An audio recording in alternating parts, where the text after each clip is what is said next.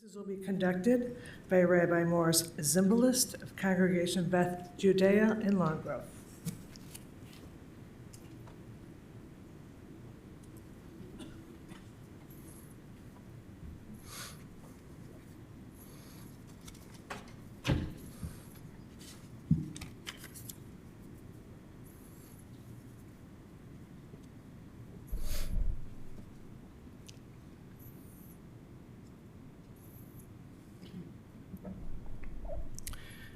Shir Lamalot Esa Einai El Harim Me'ayin Yavu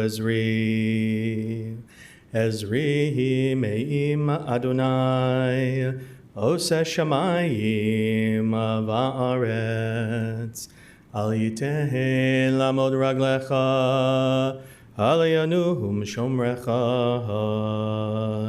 Hineh Lo Yanum Velo Yishan Shomer Yisrael Adonai Shomrecha Adonai Tzilach Al Yad Yaminecha Yomam HaShemesh Lo Yakeka Ve'yareach Balayla Adonai Yishmorcha Mikol Ra Yishmor et nafshecha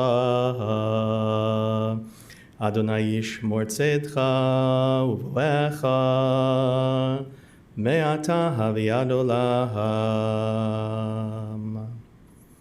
A Song of Ascent. I turn my eyes to the mountains. From where will my help come? My help comes from the Lord, maker of the heavens and the earth. The Lord will not allow you to stumble. Your guardian will not slumber. Indeed, the guardian of Israel neither slumbers nor sleeps. The Lord is your protection, a guardian at your right side. The sun will not smite you by day, nor the moon by night. The Lord will guard you from all harm. The Lord will guard you body and soul. The Lord will guard your going out and your coming home, now and forevermore. Psalm 23. Mizmor LeDavid Adonai Roi Lo Echsar Benot Dashe Yarn Bitzeni Ala Me Menuchot Yana Haleni Nafshi Shovev Yanacheni V'mal Gelei Tzedek Lema'an Shemo Gam kielech begetz amavet lo irara ki ata imadi shivatecha umishantecha hema hayena chamuni taroch lefanai shulchan neged zorai Deshanta v'shemen roshi kosi rivaya Achto v'chesed yirdefuni Kol yemei chayai V'shavti b'veit Adonai leorech yamim. Let's continue together in the English, the inside cover of our memorial cards. Please join me. The Lord is my shepherd, I shall not want. He maketh me to lie down in green pastures. He leads me beside the still waters. He restoreth my soul. He leadeth me in the paths of righteousness for his name's sake. Yea, though I walk through the valley of the shadow of death, I will fear no evil, for thou art with me. Thy rod and thy staff, they comfort me. Thou preparest a table before me in the presence of mine enemies. Thou anointest my head with oil, my cup runneth over. Surely goodness and mercy shall follow me all the days of my life, and I will dwell in the house of the Lord forever. Yesterday, when I had the opportunity to sit with Marcia and Ziggy's greater family,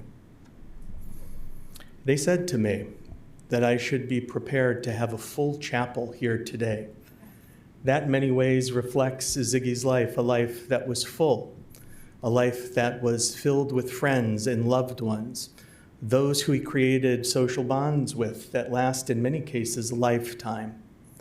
Traditionally, we begin our funeral service with an ancient ritual called Kriya. Kriya today means the ripping of a ribbon for most of us, but it dates back to the time when Jacob thought his son Joseph was dead and he rent his garments in mourning. Again, although some choose to tear their shirts or their ties or their blouses, many, if not most, today tear a ribbon. In memory of Ziggy at this time, as we perform this ancient ritual for all who are mourning, if you're able, please rise and we'll perform the Kriya ceremony together.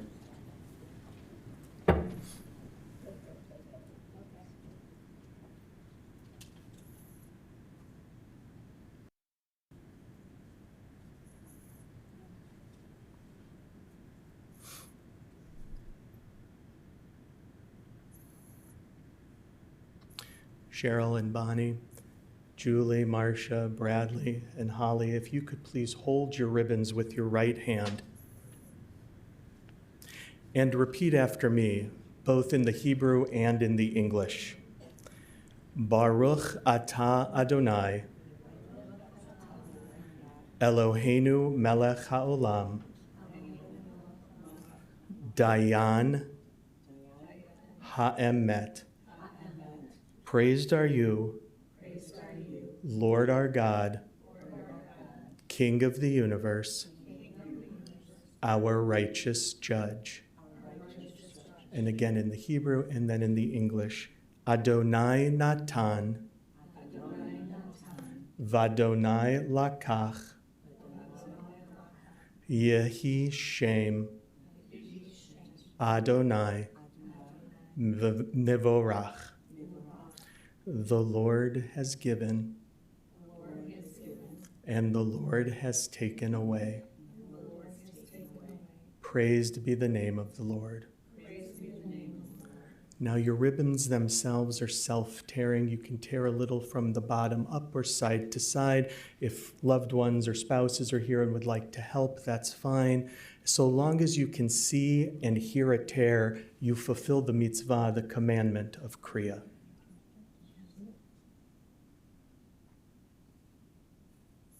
Okay, and if everyone here today could repeat after me, may Ziggy rest in peace, and his memory always be a blessing. You may be seated.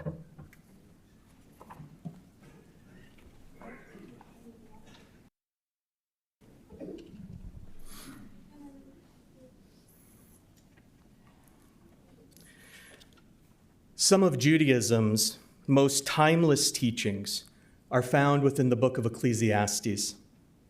In it we learn, Dor holech v'dor ba v'ha'aretz le'olam omedet. One generation goes, and another generation comes, but the earth stands firm forever. Not knowing when our lives will begin and not knowing when they will end, we turn to God in faith and for strength. Upon God's decree, we are born and blessed with physical life, as our neshama, our soul, sparks to life a body created from dust, with only a limited time to grow and to develop, a limited time to learn and to teach, and a limited time to live and to love.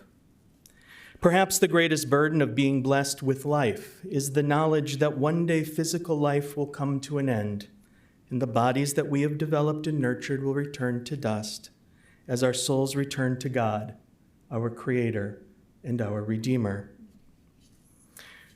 Robert Siegel was born on October 7th, 1943. He was a fun and mischievous child who was very social his entire life.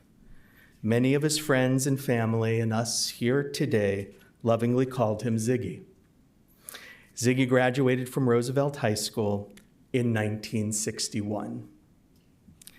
Ziggy and Marcia were set up by multiple friends, and after passing Marcia's reference checks, Ziggy and Marcia fell in love and were married on December 22nd, 1968. They were blessed to be husband and wife for 56 years, and together they raised 3 children, Holly, Julie, and Bradley. Ziggy was blessed to know and love his sons-in-law, Yoram and Marcus, and his daughter-in-law, Stephanie. And Ziggy was a beloved papa to Maya and Ben, Ethan and Eli, and Jordan and Cameron. Ziggy was predeceased just a few months ago by his sister-in-law, Betty. He is survived by his adoring wife, Marcia, who every day helped to make Ziggy the incredible person that he was.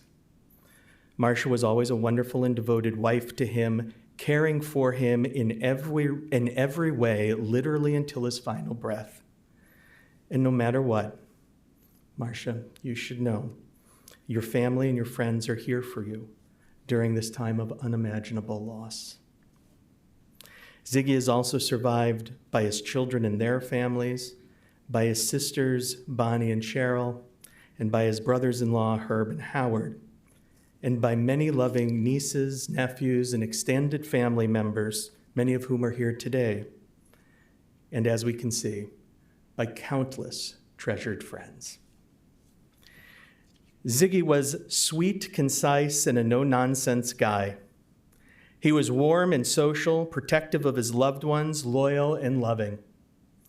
Ziggy was a proud Chicagoan, proud American, and a proud Jew who had a tough exterior but was a teddy bear underneath.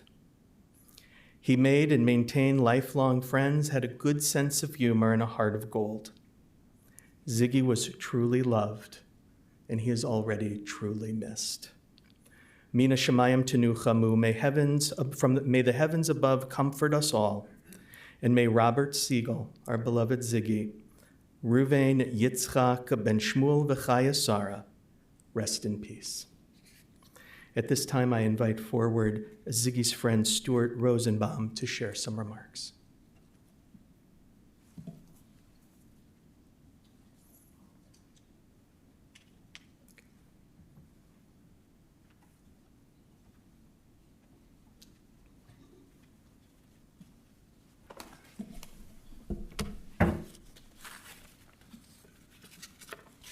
Good morning.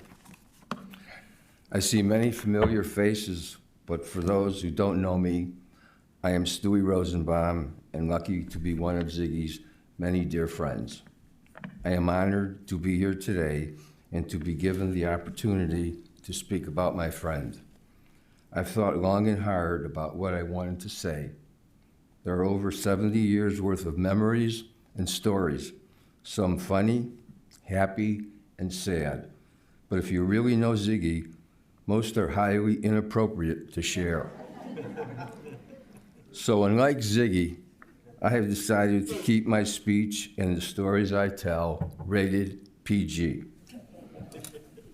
It was easy to determine where in Ziggy's life you fit based upon how you referred to him by name. To his beloved immediate family, he was Bob, Dad, or Papa. And to his loving extended family, he was always Bob, Bobby, or Uncle Bob. To his friends, he was Zig or Ziggy, and to new friends and the business world, he was Bob. There have been many stories as to how he got the name Ziggy, but nothing has ever been confirmed. In my heart, he was and always will be Ziggy. Ziggy grew up in Logan Square and moved to Albany Park in the 5th grade. That's when we met and took a liking to each other almost immediately. We both enjoyed sports, whether watching them on TV, going to the actual games, but mostly we liked riding our bikes to Eugene Field Park to play baseball or softball. Ziggy was always one of the, shall we say, bigger guys in our group of friends. And despite being intimidating, he knew everyone and made friends easily. You had to be a true, loyal, and agreeable friend, or Ziggy had always made ways of making you to come to his side with the potential of physical bodily harm. He may have had a brute-like physical appearance and a threatening demeanor, but don't let that fool you. He was truly a warm, loving creature and a big heart of gold. His friends included a who's who of characters. There were the Volta Grammar School chums, like the Cooties, the Dukes, and the Cheramigos. At Roosevelt High School, he had many friends from the Top Hats, Jovins, Torpedoes, Condors, Rockets, and many others. He was able to maintain a lifelong relationship with many of these friends, many of which are here today to honor him. Marv Rosenthal showed up today from Florida, so it kind of put a damper on what I was going to say. But Marv, we're thrilled that you were here, and please pass on our best to Sharon, all right? We love you guys, and Ziggy would be absolutely thrilled that you were here. Ziggy was an outstanding athlete. His football days were limited due to a shoulder injury as a freshman.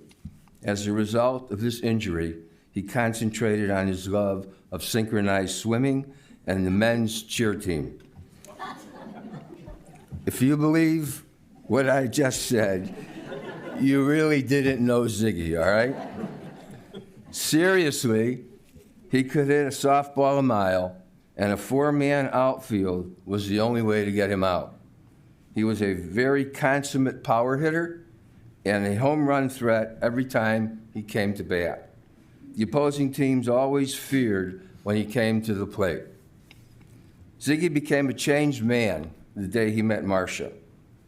She turned the rough and tumble guy that I grew up with into a devoted and loving husband, father, and grandfather. He adored his three children, Holly, Julie, and Brad, and their spouses Yoram, Marcus, and Stephanie. He worshiped his grandchildren, Maya, Ben, Ethan, Cameron, and Eli. His love and devotion to family completed his journey from childhood to adulthood to a family man. Ziggy knew everyone. It was almost impossible to go anywhere without him bumping into an acquaintance or an old friend. When Ziggy and I were together, we laughed, joked, and disagreed so often that our wives told us there were topics that were not allowed to be discussed in their presence. Any disagreement was always short-term, and we never lost the mutual respect and love that we had for each other. Ziggy and I shared many meals together. He would often take me to some of the fast food dives that he had encountered while driving the truck as a scrap dealer. He knew almost every junk food place in the city of Chicago. He had to, because he had to stop for a super Diet Coke or super gulp every 30 minutes at either a White Hen, a 7-Eleven, or even a McDonald's. I told him he should give some thought to publishing a Chicago fast food restaurant guide and call it Ziggits. This would be the junk food guide to compete with the upscale restaurant guide, Zaggets. And of course, all the restaurants in Ziggits would have to use Coke products only. And you could bet that the only 5-star Ziggits recommendation would be Poochie's.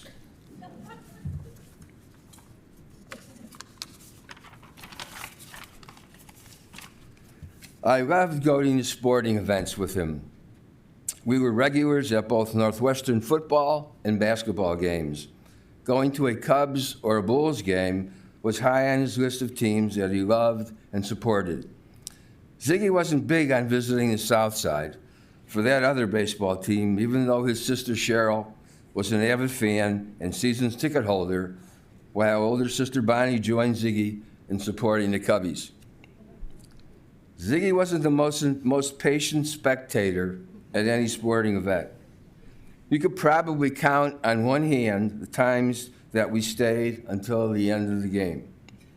I remember the night we went with our wives to Sox Park for a game. It was a night game. It was the 7th inning. The Sox pitcher, Jack McDowell, was throwing a no-hitter. The girls were bored, and they wanted to leave early. Ziggy wanted to know what was wrong with them. How could they want to leave now? That didn't make sense to me because he was the one who always wanted to leave early. Their nagging convinced us to leave. As we were exiting the down ramp, we heard the crack of a bat, the groaning of the crowd, and the end of the no-hitter. We got into the minivan and started laughing just as we saw crowds pouring out of the stadium. We were the first car out of the parking lot. We hated to admit it, but the girls had the right call. Almost done. Too many stories, guys. So many stories, so many laughs. Here are just a couple other ones that I would like to share with you. Ziggy had a strong tendency to lose or misplace things, be it a wallet, keys, credit card, or his phone. He was never selective about what he misplaced. Eventually, some items may end up in unusual places, such as the house refrigerator, freezer, his pocket, or the magnetic key ring attached to the door jamb of my car. I learned to ask him if he had these items whenever he entered the car or left the car. Zig, do you have this, this, and this? And then when he left, Zig, do you have this, and this? It was constant. We loved to play a game called Name from the Past. The object of the game was to identify a person from the past. We would start by saying, name from the past. You can just envision Ziggy saying, name from the past. Then we would give emails, or initials rather. We would give grammar school, high school, and the street where they lived. The object of the game was to guess the person that we were referring to. The four of us were on a driving vacation to Florida, and Ziggy and I played the game constantly. On the way home, I was driving with white knuckles through the Smokies on an incredibly foggy night. The tension in the car was palpable. There was not a sound in the car when all of a sudden, out of the back seat, Ziggy yelled, name from the past. Scared the heck out of the three of us. We never forgot the name to this day of that person that he recalled in Name from the Past. Thursday was a special day with Ziggy while our wives played mahjong. We had lunch together every Thursday, unless he was spending time with his beloved sisters, Bonnie and Cheryl. This went on for almost 19 years. I loved every moment of it. I cherished our time together, the meals we shared, the bakeries we stopped at, and our many arguments. Thursdays will never be the same for me. Zig, you will always be a part of my life. You will always be my brother from another mother. Zig, I love you and will miss you dearly.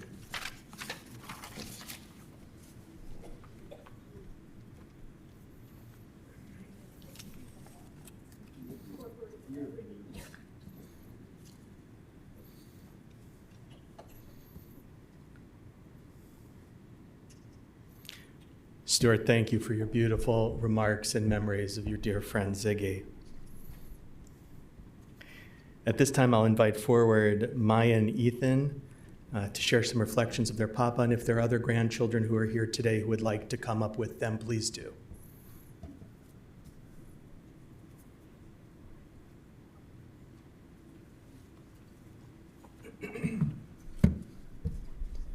Hello, everybody. I'm sure I'm speaking for everyone when I say that Papa or Ziggy or Robert was so full of life and personality. I'm sure everyone is grieving and reminiscing on their memories with him, so I wanted to share some of mine. Well, to start, how about some fun facts about my Papa? I don't know if you guys know this, but my Papa was an amazing cook. In fact, he made the world's first black pancakes. When I was younger, I loved my Grammy's chocolate chip pancakes so much that naturally, when she wasn't home one morning after I slept over at her house, I cried and threw a fit because I wouldn't get my pancakes. Papa hated to see me cry, so he stepped up confidently and said, I will make you the pancakes. At that age, I assumed since he was married to my Grammy, he must have been a good cook. And oh boy, was I wrong. I left to go to the bathroom when Papa turned on the stove, and by the time I was back in the kitchen was smoking, the pancakes were black, and my Papa was laughing his ass off. We laughed together for what seemed like hours, and we still laughed about it even up until just last week. My Papa pretended to know how to cook just to make me happy. That's the kind of man he was. My Papa always wanted to and loved to spend time with me and his other grandchildren. He truly was a family man. One thing me and him loved to do was go and see movies. This one time, my Papa picked me up to see a zombie movie, as both of us enjoyed a good horror picture, as he would call it. We bought our bucket of popcorn, we walked into the movie theater, and we were shocked to see that there wasn't a soul in there besides us. We thought it was our lucky day, but by the end of the movie, we realized everyone else in the world were the lucky ones. The movie was absolutely awful. Everything about it, from the plot to the acting. Me and my Papa spent countless years afterwards trying to figure out what the name of the movie was because we loved telling people it was the worst movie we've ever seen. We just couldn't remember it. We would constantly laugh about it. And just in case you were curious, I still don't know the name of the movie.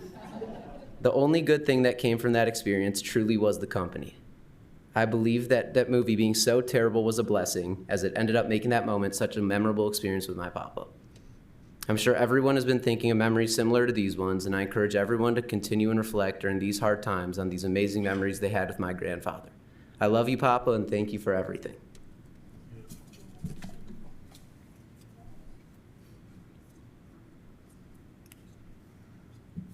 Hello, everyone. I'm Maya. I'm the first grandchild.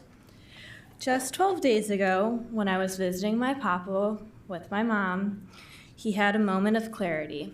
He turned to me and pointed his finger and said, "Maya, you're going to write my eulogy, and you're going to do it well." My response was simply, "Oh, wow, okay." Then the three of us, my Papa, my mom, and I, laughed for at least 5 minutes together. So, Papa, here's what I want everyone to know about you. I have always felt your love throughout my life, and I know that all the grandkids feel the same way. Thank you for loving us deeply and for encouraging us and for creating so many fun and countless memories. Over the past 3 years, when I came home from college, you always made it a priority to take me out to lunch or to dinner so that we could catch up. I will always be grateful for that time with you. I am also forever thankful that you traveled all the way to Israel to celebrate my bat mitzvah and to spend time with my family there. Thank you for being the best Papa that anyone could ask for. We all love how fun you were and how much you reminded us to love and care for our family, and to which we will continue to do for the rest of our lives.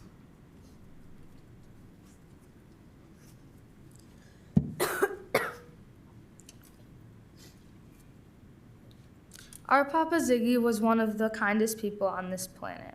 I'm going to tell a quick story about a quick or not so quick afternoon adventure. One day, Papa and Grammy decided to take Cam and I out for lunch and dessert. Since the Bagel and Old Orchard closed, and Papa and Grammy knew that Cam loved bagels and I loved deli, they decided we were going to venture to the city. Once we got there, we had a very nice lunch. Then Papa and Grammy decided to follow through on the plan and go to a Rainbow Cone. But we couldn't go to any old Rainbow Cone location because they're connected to fast food restaurants, and that's not good enough for us because it had no donuts for Cam. So Papa had his heart set on going to the one on a far side of Chicago. Papa was sure he knew the directions. As most of you knew, he loved to drive. So we drove and drove and drove and drove and drove. I think you get the point. After what felt like 4 hours, we arrived. We go in, and I ordered a ginormous cone with every rainbow-flavored ice cream. I loved it. Papa and Grammy didn't even end up getting the signature rainbow ice cream, but I can still remember seeing the smiles on their faces just because they were happy to see me happy. Oh, and by the way, Cam did not end up liking the donuts after all that hassle. But that just shows how compassionate they are towards Cam and I and his taste buds.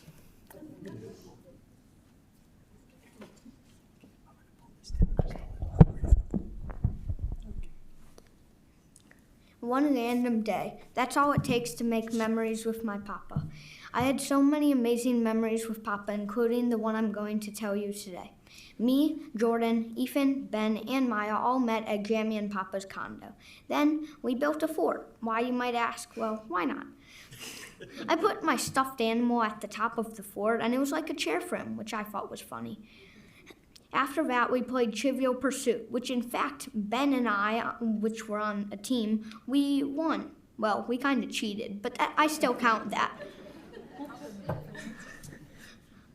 Jamie wanted to play Scrabble because she's really good at Scrabble, if you didn't know. And Papa just liked being with everyone, so he was fine with playing anything. He just wanted us all to be happy. And that's the kind of Papa he was. Jamie, of course, won Scrabble. Maya, Ben, and Ethan weren't sleeping over, so they left until me and Jordan convinced Ethan to stay. So he went home to get sleep stuff and came back. Shortly after, Grandma and Papa were sound asleep. We were not, though. Not very close. It was suddenly 11:30, and Ethan was teaching us some random card game. That game was very fun, but eventually we all got tired, and it was around 1 in the morning, so we fell asleep. 1 in the morning isn't too late for Jordan and Ethan, but it's pretty late for me, so when we told Papa and Grammy in the morning that we stayed up until 1 a.m., they were shocked. That was one of my favorite memories with Papa and shows how awesome of a Papa he was.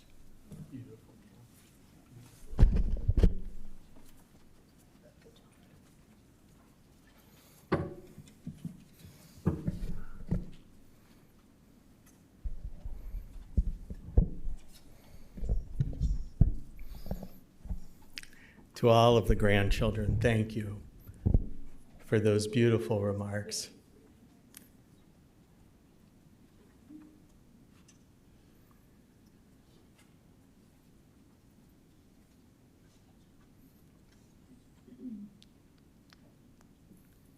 I always find it impressive when the grandchildren come up to speak, and it's reminding me of something that we said as we were closing our time together yesterday talking about Ziggy.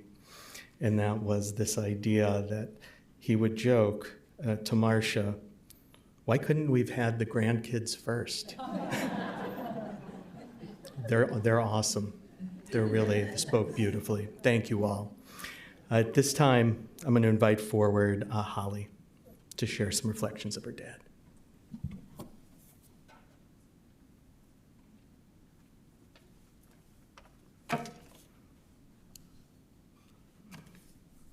Hi, everyone. My father had a way of making connections wherever he went. We are deeply touched that so many of you are here, and we appreciate those who have traveled from far. And just, if I scanned, I would think we have Los Angeles, New York, New Jersey, Florida, Connecticut, Philadelphia, Virginia, Atlanta, Cleveland, and we know that there are people joining us online from California, Florida, Israel, and Vancouver. So he was that loved. We are so happy that you're here. Social and lovable are just a couple of the words that capture who my dad was. Most people who knew him loved him, and he knew a lot of people. It means so much to us to have you here today, and my dad would have loved it. Now I'd like to share a bit more about my father. He was incredibly present in our lives at every stage. As kids, he played ball with us, took us to sporting events, and helped us explore Chicagoland and the country on long family road trips, typically in station wagons. When we hit our teen years and got into trouble, sometimes small and sometimes not so small, it was my father who always bailed us out. He was there, he showed up, he was steady, supportive. Even as adults, his presence never wavered. He drove me to Bloomington, Indiana when I was 30 and choosing a grad school. When Ben turned 3, 15 little kids and far more adults came to our basement for his birthday party. Apparently my father thought that I underplanned activities. So he decided, because he knew what I didn't do for that party, that, he was gonna take care of things. And so and we're in the basement, and he says, "Hey, everybody, Spider-Man's on the roof." And I was like, whoa, he's losing it. I was so embarrassed. And then sure enough, there was a Spider-Man impersonator. The kids had fun, and he bailed me again. When I was 48, he still bailed me out. That's just a few years ago, by the way. And your mom and I, we went to Milwaukee for Summerfest. We had the best time. But unfortunately, we and like 50 other people on one Milwaukee downtown street got towed. So what do? I call my father. It's midnight, it's a summer night, and sure enough, he and my mom, like 1:30 in the morning, pick us up and take us home. So that's the kind of guy he was. He never stopped being there for us and for his grandkids, whether it was a soccer game, a dance recital, a graduation, a birthday, he was there, and he was so proud. He sometimes, no, very often actually, he would just tell total strangers, "My son works for Chicago Bulls," or "You're from Highland Park, you must know my daughter who works at the high school." And wow, Brad and I were just so happy to hear that. Julie, Brad, and I know how lucky we are. We had a father who was loving, available, and fun. When I was 5, my grandfather, my dad's father, my Papa Sam, suffered a massive stroke that left him paralyzed and speechless for more than a decade. My father took us to visit him in a nursing home almost every Saturday. We'd bring him hot dogs and ice cream, and we'd sit with him and share updates on our lives.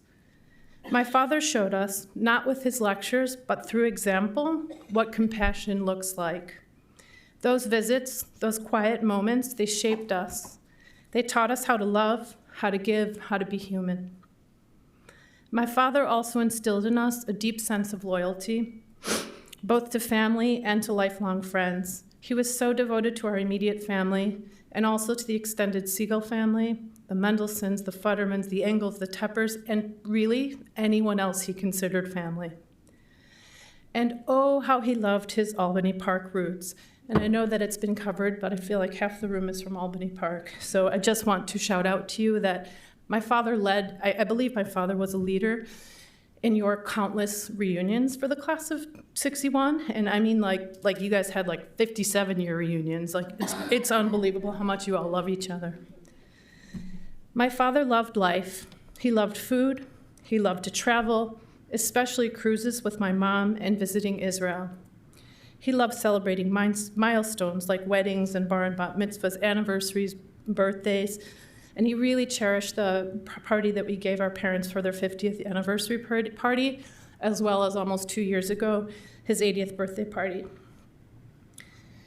My dad laughed easily and often and had a unique gift for making others laugh or gasp with his blunt, silly, or mildly or not so mildly inappropriate comments. He didn't want to die, not even a few days ago, because he truly loved life. In my eyes, my dad achieved what many strive for, a life full of love, connection, and joy. During his final week, he fought with everything he had, and he was surrounded by a circle of family and friends who filled his room day and night. They showed their love just as he always did for us. I thank my father for being so available, so loving, and so completely himself, for being a devoted husband to my sweet mom, a caring and fun father and grandfather, and a man who could strike up a conversation with anyone, anywhere. If he didn't know you, he talked to you anyway, like he had for years. My father taught us so much about kindness, warmth, compassion, fun, and love.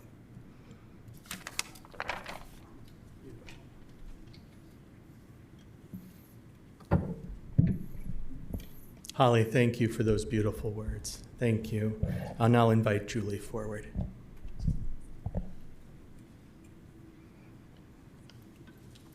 Hello, everyone. Dad, thank you for supporting me my entire life and being there for me. I appreciate the opportunity to return the favor. Of course, I love you, and so does everyone here. Holly, I'm very sorry I threw up on your stuffed animal on one of our many road trips together. This was part of the beauty growing up with Ziggy as my father. On one of our many road trips, I had a migraine headache at a hoop-dee-doo show. I left early with my dad. As he carried me a long way until we got back to the hotel, Dad calmed me that night, just like I was there to help calm him down many nights in the last 6 months. My dad knew a lot of people wherever we went. In fact, he ran into someone from Roosevelt High School at a Florida in McDonald's. When I attended the University of Kansas, my parents called me on my birthday weekend, asking what I was planning for my birthday. I told them I was going out with my friends. Mom and Dad said, "How about if we take you for dinner?" Surprising me, they drove to Kansas just for my birthday weekend, and I had no idea. I am honored to have him as my dad. He's funny, sweet, and a family man. He loved my mom, Holly, Brad, his grandchildren, and entire family. Ziggy is a tough guy and continued to be until the end. I was there with him when he took his last breath. My mom and he taught me so much, for which I am forever grateful. Dad, I can assure you that I will live each day with the intention of being happy, healthy, and successful as if you would want me to. Your legacy lives on in Mom, your children, grandchildren, the top hatters, and everyone you touched. We will meet again. Until then, I'll see you in my dreams. I love you.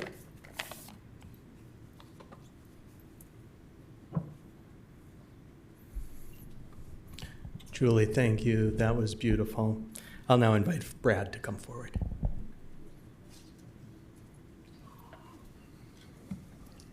Good Lord. Thank you all for being here today. It's totally unsurprising how many are here to celebrate a remarkable life and a wonderful man. The last few months have certainly not been easy, but we couldn't have gotten through it without the support of every one of you. We're so thankful for the calls, texts, visits, and love you've shown to Dad. We knew he was the most popular person any of us had ever known, but wow.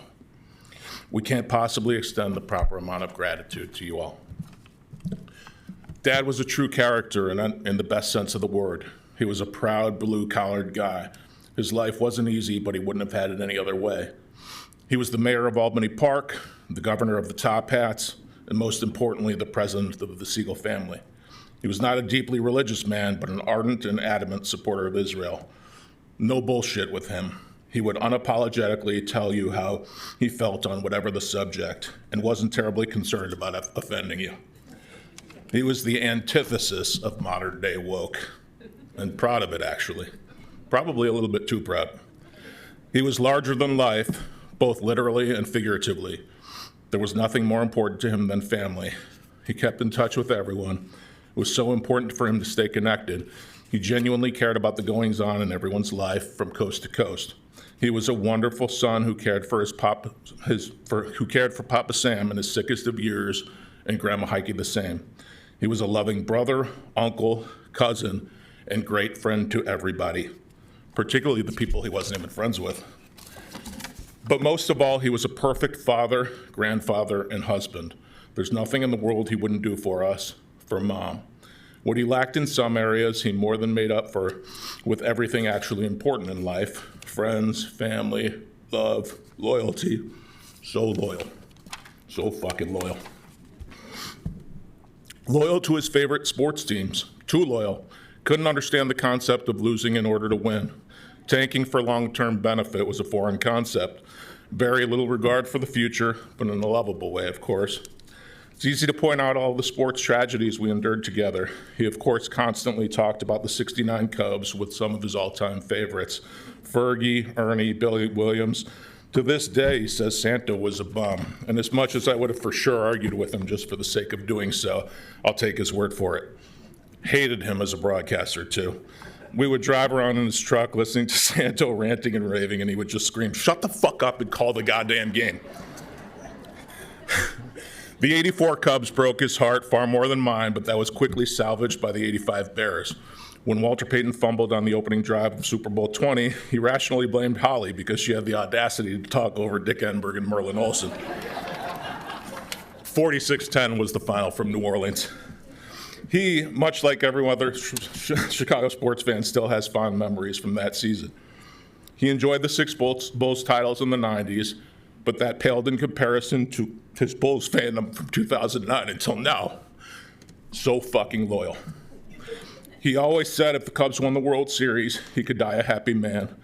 On November 2nd, 2016, a slow roller fielded by Chris Bryant, who threw across the diamond to Anthony Rizzo and completed his lifelong dream as a diehard Cubs fan. He was a tough motherfucker. My earliest childhood memories consist of his high school friends, shout out to the Roosevelt crew once again, who he absolutely adored and stayed close with through the duration of his life.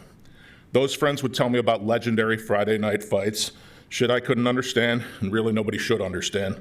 Like, what's wrong with you? He was a total ass kicker.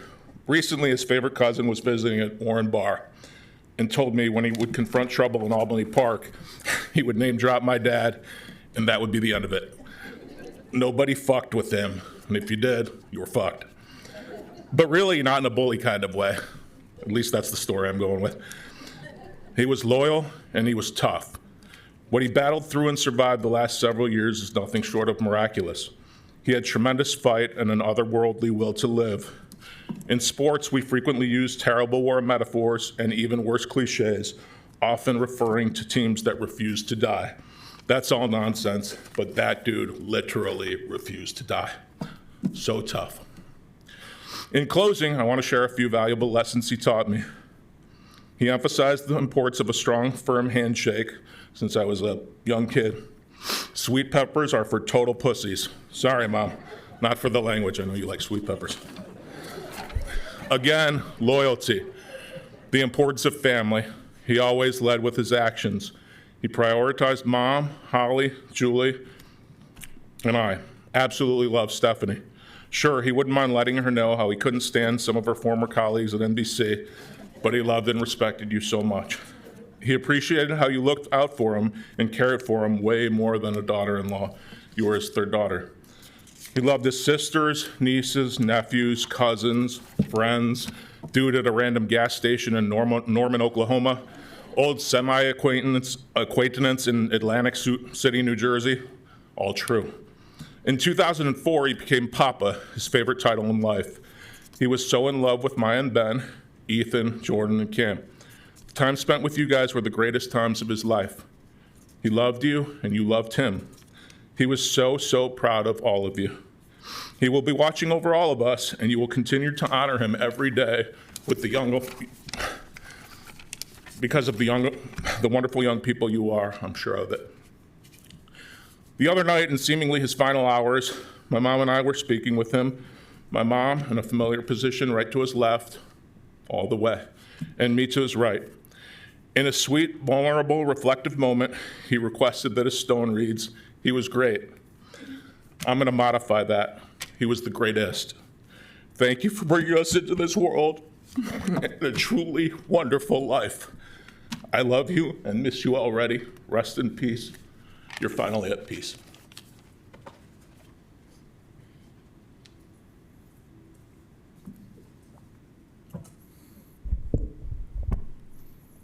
Thank you, Brad, for your wonderful reflection. Thank you. We're going to continue our service at this time with the El Malei Rachamim Memorial Prayer. Again, if you're able, please rise.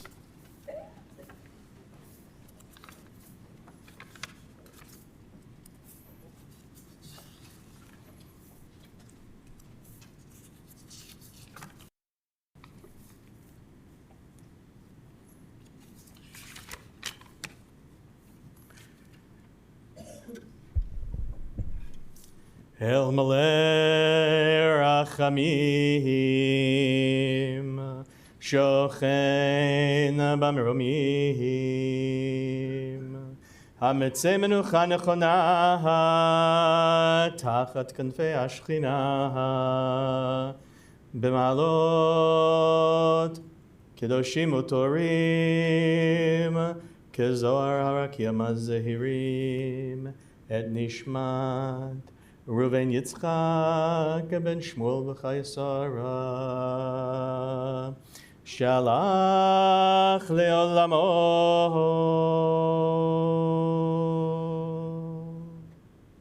בגן עדן תהא מנוחתו, אנה בעל הרחמים, הסתירהו בסתר כנפיך לעולמים, וצרור ביצרה חיים את נשמתו. אדוני הוא נחלתו,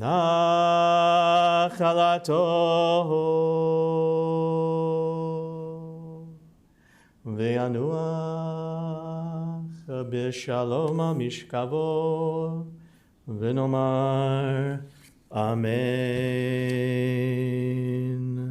Let's read together in the English the last paragraph, the El Malei Rachamim, on the inside cover of our memorial cards. O God, full of compassion, thou who dwellest on high, grant perfect rest beneath the sheltering wings of thy presence among the holy and the pure, who shine as the brightness of the firmament unto the soul of Robert Ziggy Siegel, who is gone unto eternity. Lord of mercy, bring him under the cover of thy wings, and let his soul be bound up in the bond of eternal life. Be God's possession, and may his repose be peace. Amen.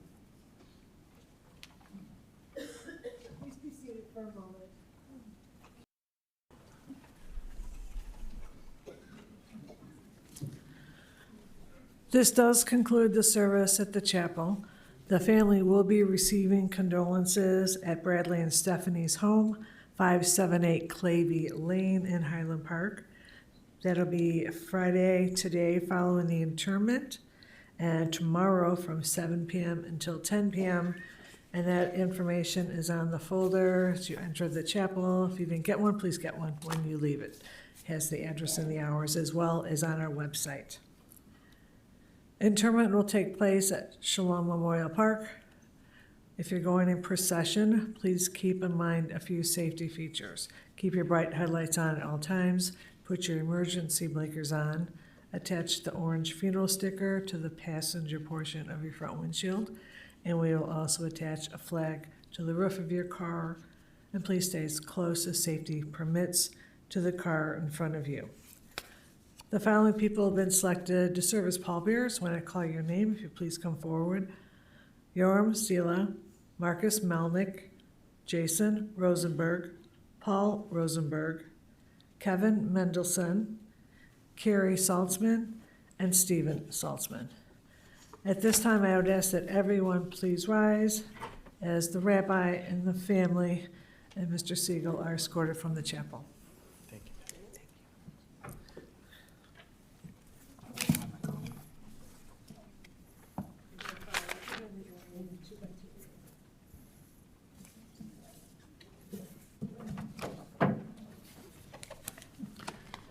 יושב בסתר עליון, בצל שדי יתלונן. אומר לאדוני המחסי ומצודתי, אלוהי בטח בו.